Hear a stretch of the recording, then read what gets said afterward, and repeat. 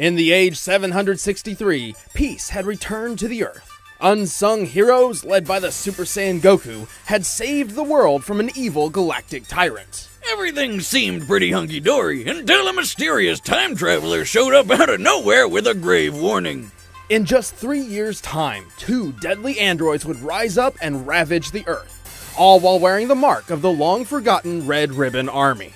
This sounds like it's gonna get complicated real fast. To be brief, the Red Ribbon Army was the greatest military force ever known, even greater than the Earth's entire armed forces combined. Until a tiny monkey child named Goku strolled through and wrecked their shit. Dr. Gero, founder and lead scientist of the Red Ribbon Army, held a grudge against Goku for over 20 years. Like any mad scientist hell-bent on revenge, the good doctor got back to doing what he did best. Building murder bots! And so he designed some of his deadliest creations to date, Android 17 and Android 18. Though Android isn't entirely accurate. 17 and 18 were actually humans once, siblings even. So that makes them cyborgs, not androids. You'd think a doctor with Gero's prestige would know the difference. I'll just chalk it up to a classic case of revenge madness. That happens to the best of us. Android 18's real name is Lazuli, which sounds like some sort of Italian pasta dish. No wonder she kept the name 18 after brutally murdering her maker. Yeah, Android 18 and her brother were pretty unruly and a force to be reckoned with. Gero, even with his own cyborg body, didn't stand a chance. With nothing better to do, the twins set off to ravage the world as predicted. But this time, something changed. After witnessing the compassion of the heroes, including a bald, vertically challenged martial artist named Krillin, 18 had a change of heart and joined the good guys. She even wound up starting a family with Krillin. Nice! Give it up for Krillin! Not only is he punching above his bracket, but he's laying pipe above it as well. Plus, 18 doesn't really age, so that's a serious win. Android 18 is an extremely competitive fighter with numerous deadly abilities. Gero's programming stems from decades of military dominance, granting her incredible hand-to-hand combat skills and mechanically enhanced senses for superb situational awareness. And she's got the strength to back it up. This chick can embed a person straight into the side of a cliff with a single smack, or shoot explosions out of her hands. She does this by harnessing Ki, a Taoist-inspired life force energy manifested through a person's spirit and vigor. With her Ki, 18 can fire a barrage of energy beams powerful enough to destroy buildings, continents, possibly even planets. Like the finger beam. Talk about getting finger blasted, am I right? No. Oh, you know you laughed. Absolutely not. On the inside? Android 18 has dozens of other techniques, such as infinity bullets. I know what you're thinking, but it's not a magic gun with unlimited ammo. It's a stampede of energy blasts which are nearly impossible to avoid. Her photon strike lays waste to a vast area in an instant. She can even use her husband's signature technique, the Destructo Disc. It's a buzzsaw made of pure energy. Why don't more Dragon Ball characters use that thing? Ki is just as much a defensive tool as well. Android 18 can enhance her strength, speed, and endurance with her energy, greatly surpassing the limitations of her physical body. Oh yeah, and she can fly! Unlike most warriors, 18's energy supply stems from a sort of battery within. This system grants her a continuous and potentially endless supply of Ki. She'll never get tuckered out. In fact, one of her favorite combat strategies is wasting time to make her enemy exhausted, then moving in to finish him off. She's making him burn up all his energy and then she's going to attack him. Like many of Dr. Gero's other androids, it's even possible for 18 to steal her foe's energy for herself by absorbing it through her body, increasing her power and nullifying her opponent. So you can bet she'll always go the distance. Like Rocky Balboa, except, way stronger and way prettier.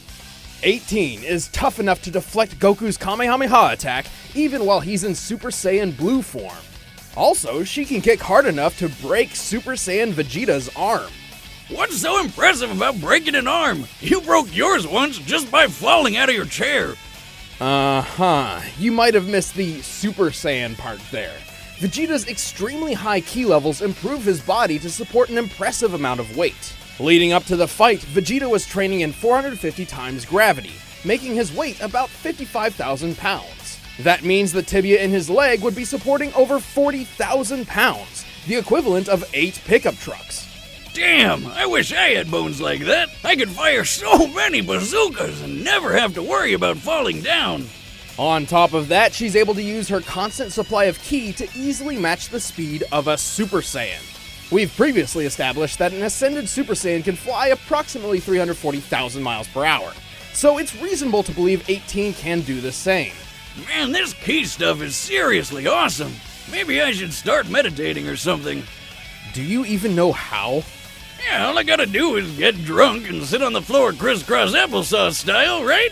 Easy. Sure. Anyway, just like Vegeta, Android 18's ki allows her to survive serious blows. She's even tanked the full brunt of a Super Saiyan ki blast, capable of obliterating an entire building without a scratch. Can't say the same for that sweet-ass jacket.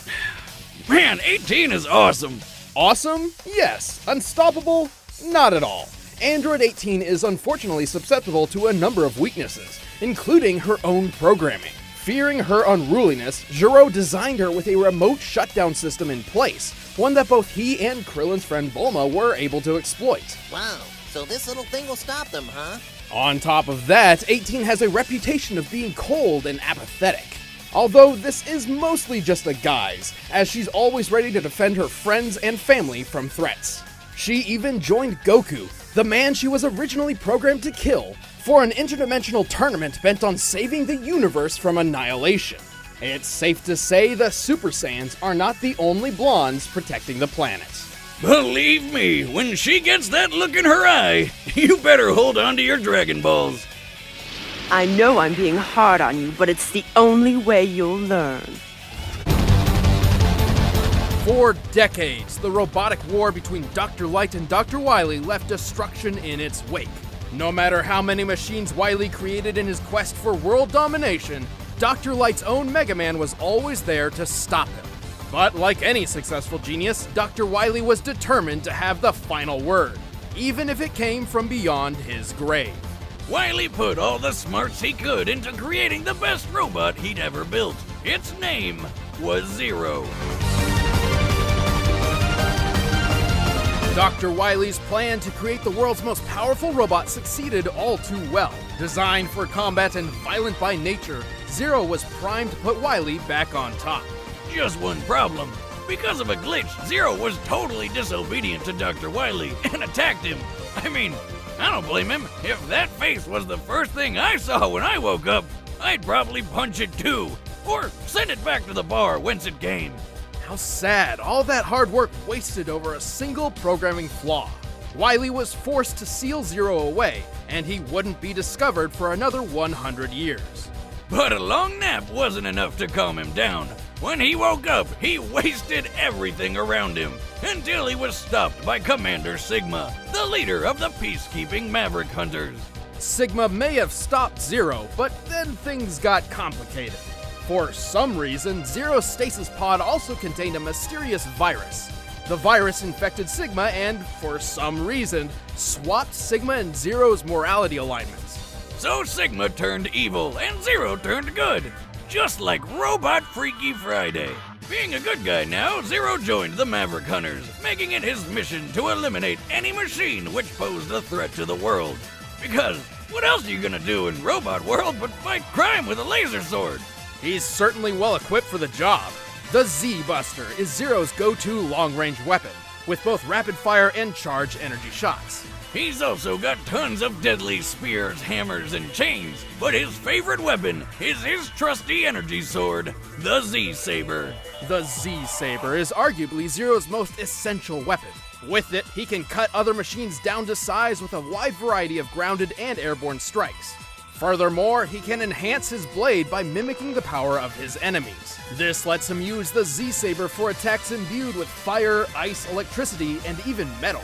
But he can copy more than just sword stuff. Zero can use the Twin Dream technique to create a clone which mimics his every move. He can summon robot dragonflies to fight alongside him, call down beams of energy from the sky with Rakoha, and even use Dark Hold to temporarily freeze time.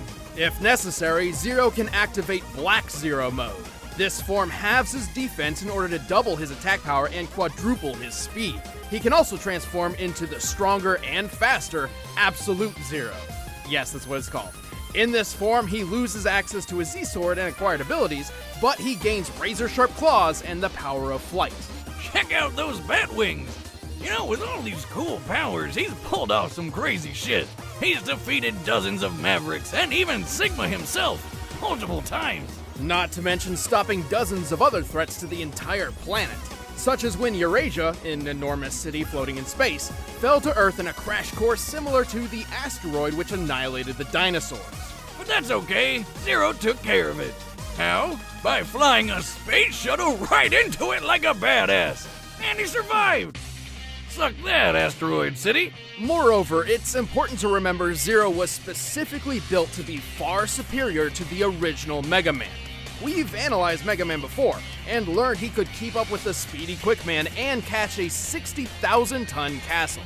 So, Zero's better than that. Zero is undoubtedly Dr. Wily's greatest creation, but like the mad scientist's other machines, he has his downfalls. Despite being a machine, Zero is susceptible to exhaustion, and if he receives too much damage, not even his auto-repair systems can return him from the brink. Also, he sometimes comes down with a bad case of edgy anime protagonists. What am I fighting for? And yet, Zero is a fearless guardian who won't rest until his world's safety is secured, even if he has to be reincarnated multiple times to do it. And kick his own ass. I don't even need my sword for such an easy fight.